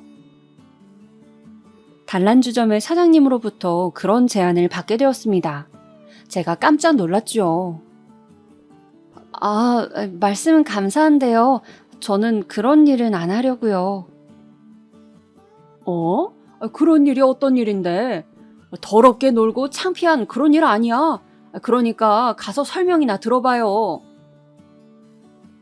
나름 규모가 있는 노래방 겸 주점인 업소였더라고요. 거기서 매니저로 계시는 분이 단란주점의 사장님께 일할 사람 어디 없냐고 소개 좀 시켜달라고 그랬대요. 그래서 사장님께서는 저를 연결해 주시고자 하셨던 것이죠. 돈이 궁했기에 저는 못 이기는 척 그곳을 가봤습니다. 그리고 상담 끝에 그곳에서 일을 시작하기로 했어요. 제가 노래방 도우미의 일로 알고 있었던 그 업무는 아니었습니다. 노래방 도우미는 노래방에서 도우미를 따로 불러주면 그 도우미가 현장에 출장을 나가는 형식이었고요. 저는 그 사업장에서 방마다 주문한 음료수랑 과자 같은 걸 날라주면서 처음 온 손님들이 있으면 괜히 질문이나 하면서 이곳의 친근함을 느끼게 하도록 하는 일을 맡았습니다. 주 고객들은 회식의 뒤풀이로 놀러온 회사원들이었고요. 간간히 카운터도 보고 청소도 하고 식재료 재고 정리도 하면서 그렇게 잡일을 다 도맡아 하였습니다. 남들 다 자고 있는 밤에 나가서 일을 하려니까 피로도가 계속해서 쌓여갔지만 그래도 돈이 벌리는 것에 숨통이 트이는 기분이었어요. 왜냐하면 제 어림짐작으로는 그냥 학교 열심히 다니면서 공부를 하는 것으로 그게 끝일 것 같은데 그게 아니었는지 애들은 계절마다 옷이 필요하다고 그랬습니다. 뭐? 외투가 또 필요하다고? 저번에 사준 파카 있잖아. 그건 어떡하고? 아유, 엄마 좀. 그건 이미 유행 다 지났어. 요즘 누가 그딴 거 입고 다녀? 아직 멀쩡하고 튼튼한데 때도 전혀 안 탔던데? 쪽팔려서 학교에 못 입고 가. 그딴 거 입고 가면 나 왕따 당한다고.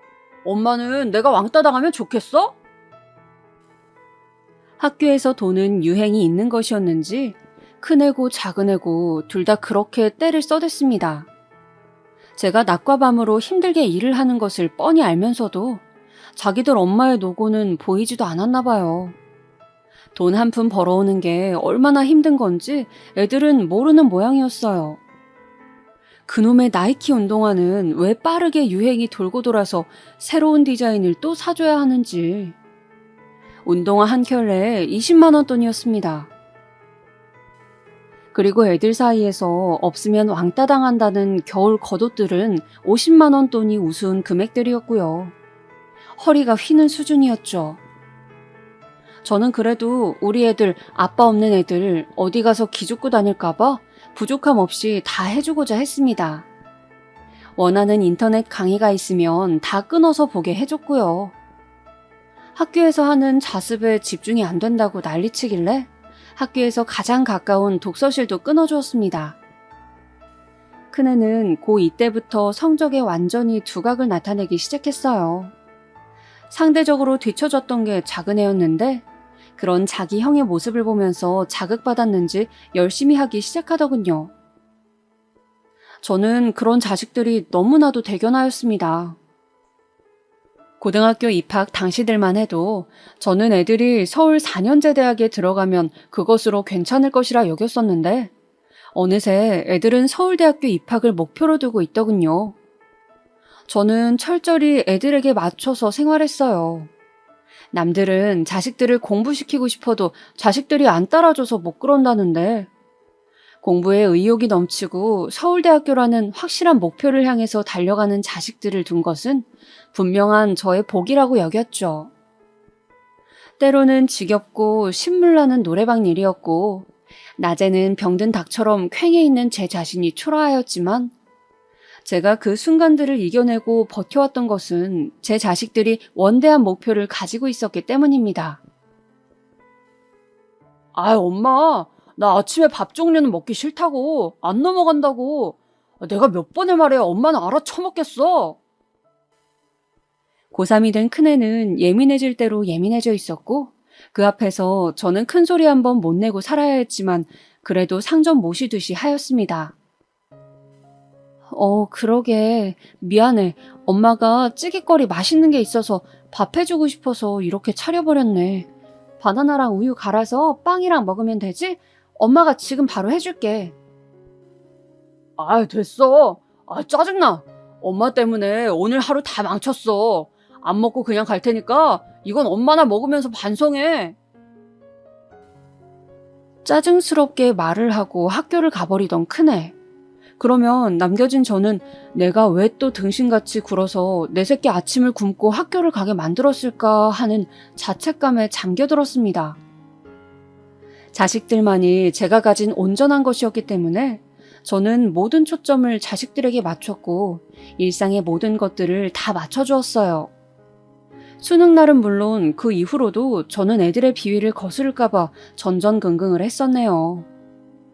놀랍게도 큰애는 정말로 서울대학교에 들어가게 되었답니다. 솔직히 성적 나왔을 때 큰애는 그 성적으로 안 될 거라고 생각했고 재수를 하겠다고 했었어요. 재수학원을 알아볼 생각이었는데 기적과도 같이 합격을 한 것이었습니다. 저 같은 사람이 서울대에 들어간 아들을 두다니 눈물겨운 일이었죠. 자기 형의 합격을 눈앞에서 본 작은애는 이를 악물고선 고3 생활을 했습니다. 그리고 큰애보다 더 높은 입결을 자랑하는 학과에 들어갈 수 있었어요. 큰애는 입결이 상대적으로 낮은 학과를 문 닫고서 간신히 들어갔었지만 작은애는 좀 더 여유롭게 합격을 했죠. 자식을 2명 다 서울대학교에 보내놓고 나니까 와, 믿어지지 않을 정도였습니다. 너무 행복하고 뿌듯하고 보람되고 그랬습니다. 대학 생활하는 데 들어가는 그 모든 막대한 비용 당연하게 뒷바라지를 해주었습니다. 저는 체력적으로 버거워져서 그제서야 노래방 일을 그만두었어요. 낮과 밤을 가리지 않고 일을 해가면서 자식들을 서울대에 보낸 악바리 엄마라고 다들 그렇게 알고 있었죠. 그래서 제가 그만둘 때 성대하게 송별회까지 열어주셨습니다. 그동안 정말 고생 많았어. 지난 세월 눈물겨운 희생을 해온 만큼 앞으로는 자식들 덕 보면서 그렇게 잘 살길 바랄게. 그곳에서 친하게 지냈던 1살 위의 언니가 진심으로 따뜻한 미소를 보이며 저를 보내주는 모습에 저는 결국 눈물을 조금 보이고 말았었죠. 그때까지만 해도 저는 몰랐습니다. 앞으로 어떤 비극이 저를 기다리고 있는지를요. 작은애가 대학교의 마지막 학기를 등록했을 때였습니다. 큰애는 원하는 회사가 있다면서 굳이 거기를 가기 위해 다른 곳들을 보류한 상태였습니다. 그래서 동향이 궁금했는데 연락이 잘 안 되더라고요. 참고로 둘이 같이 월세방에서 자취하고 있었고요. 그 집은 당연히 제가 보증금을 대준 것이었습니다. 자꾸 연락들이 안 되길래 어느 날은 그냥 반찬 싸들고 애들 자취방으로 갔어요. 그런데 이상하다. 비밀번호가 왜 자꾸 틀렸다고 나오지? 그 사이에 바꿨나? 문이 안 열려서 당황하고 있는데 집안에서 웬 초면의 아저씨가 나오는 겁니다. 아줌마, 누구신데 남의 집 현관에 대고 자꾸 그래요? 안 그래도 어제 이삿짐 날라서 피곤해 죽겠건만. 네? 저기 혹시 이 집에 살던 사람은요? 그걸 제가 어떻게 알아요? 집주인도 아닌데. 당연히 이사 갔겠죠. 그러니까 제가 여기 들어왔죠. 청천벽력이었습니다. 놀라서 연락해봤지만 애들 다 전화를 안 받았어요. 저는 문자를 남겼습니다. 걱정돼서 경찰에 신고할 생각이라고요. 그랬더니 몇 분 후에 큰애한테서 문자가 왔습니다. 우리도 이제 독립할 때가 됐잖아. 엄마한테서 독립할게. 우리 인생 우리가 알아서 살아갈 테니까 엄마도 엄마 인생 잘 살아. 그 자리에서 주저앉았습니다. 믿어지지가 않았어요. 어디 납치라도 당해서 협박으로 문자를 쓴 거라고 믿고 싶었어요. 하지만 아니었습니다. 간신히 성사된 통화에서 작은 애가 그러더라고요. 솔직히 쪽팔린다고. 엄마는 노래방 도우미 하던 사람이잖아. 그렇게 더러운 과거를 지닌 사람인데 우리가 앞으로 취업하고 결혼하고 인생 2막 살 때 엄마가 우리한테 걸림돌밖에 더 되겠어? 이제 돈을 잘 버는 것도 아니고 우리한테 도움 줄 것도 안 남았잖아. 어떻게 그럴 수 있냐고 울면서 따져봤지만 저를 쳐내는 게 자기들 인생에 도움이 되는 거라고 이미 판단을 내렸다는 그런 황당한 답변들만 돌아왔습니다. 자기들을 사랑한다면 제발 더 관여하지 말고 찾지도 말래요. 하하, 그렇게 지난 세월 제 몸 갈아서 희생했는데 돌아온 것이 이것이었습니다. 제 목숨과도 같았던 존재들인데 정말 분노밖에 남지 않더군요. 아들들을 둔 엄마가 아니라 하나의 인생을 꾸려가는 사람으로서 순수한 분노가 들끓었습니다. 또한 자식 교육을 이렇게나 못 시켰구나 하는 씁쓸한 기분도 들었죠. 이제라도 바로잡는 것이 도리가 아닐까 싶었습니다. 저 비록 못 배운 사람이었고 잘난 것 하나 없는 사람이어서 자식들한테도 버림받았지만 끈기와 배짱은 있어서 이악 물고 일하면서 돈 벌었던 사람이었습니다. 그 악바리 근성을 발휘해봤어요. 큰애가 그렇게 바라고 바랐던 목표했던 기업에 취업했을 때 저는 그곳에 제보를 하였습니다. 신입사원은 세상에 둘도 없는 폐륜하라고요. 기업 윤리에 반하지 않는 인재인지 부디 재검토를 해달라고요. 문자로 주고받았던 내역이 있었기에 증거로 첨부해서 보냈습니다. 그렇게 애타게 기도하면서 들어갔던 기업, 큰애는 얼마 지나지 않아 입사 취소 통보를 당했습니다. 작은애의 약점은 제가 미리 알고 있었죠. 오래도록 짝사랑하다가 힘들게 교제를 이뤄낸 여자친구요. 제가 그 아가씨한테 연락을 했습니다. 폐륜아인 거 알고서 만나냐고요. 화들짝 놀라더라고요. 작은애는 이별 통보를 받았습니다. 저는 멈추지 않았고 무척 집요했습니다. 서울대를 나오면 뭘 하나요? 취업 좀 해보려고 치면 제가 등장해서 폐륜하라고 고발을 했는걸요. 저는 기어이 큰애가 만나기 시작한 아가씨의 정보까지 알아내서 연락을 했습니다. 폐륜하라고 조목조목 사실을 밝혔던 그 아가씨는 나는 그런 거 상관 안 한다고 말을 하더군요. 그래서 제가 그랬죠. 저 노래방 도우미 뛰던 사람이에요. 추잡스러운 엄마 밑에서 자란 자식인데 그런 가정 환경을 둔 남자 괜찮으시겠어요? 그 말에는 대답이 없더군요. 큰애랑 작은애 둘 다 난리가 났습니다. 처음에는 애써 저의 행각을 무시하면서 아무렇지 않은 척들을 해대더니 잘못했다고 반성한다고 하더군요. 저는 잊고 있었던 시댁에 연락을 했어요. 내 자식들 서울대 보내고 잘 키웠다고. 뜯어먹을 거 혹시 있을지도 모르니까 내 자식들한테 빌붙을 생각들이 있으면 그렇게 하라고 말이죠. 애들 번호도 던져줬습니다. 인두껍을 쓴 천하의 뻔뻔이들이 시댁 사람들이었거든요. 득달같이들 애들한테 연락하면서 기생충처럼 붙어먹으려고 난리도 아니었대요. 어렸을 때 잠깐 키워준 그걸 들먹이면서 당장 은혜 갚으라고 그때 키워줬던 비용 내놓으라면서 애들을 직접 찾아가서 소란도 피웠다고 합니다. 정말 대단한 작자들이죠. 모르겠어요. 인생 어떻게 살아야 평범하게 잘 사라지는 건지요. 제가 타고난 팔자 자체가 희한하게 박복인 것이려나요? 오늘따라 먼저 떠난 남편이 유독 생각이 나서 이렇게 글을 써봤습니다. 한마디 이별의 말도 나누지 못한 채 떠났었으니까요.